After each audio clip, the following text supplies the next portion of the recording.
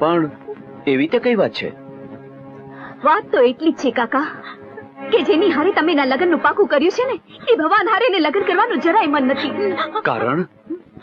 કારણ તો એ જ કાકા કે માધવ પન્ના ગીગા પટેલના દીકરા દેવ હારે એનું માન મળી ગયું છે. આવું હું સાંભળું છું. હા દાદીમાં, આ જીવલીએ તો એ દેવને એના ભવનો ભરથાર માની લીધો છે.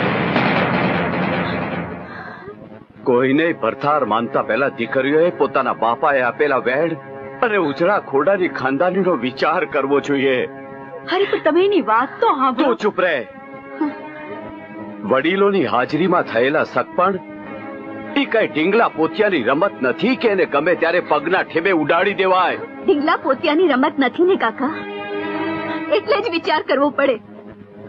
એટલે તું કહેવા શું માંગે છે? ગભરૂડી ગાયને ખિલ્લેથી છોડીને ખાટકી વાળી મોકલતા પહેલા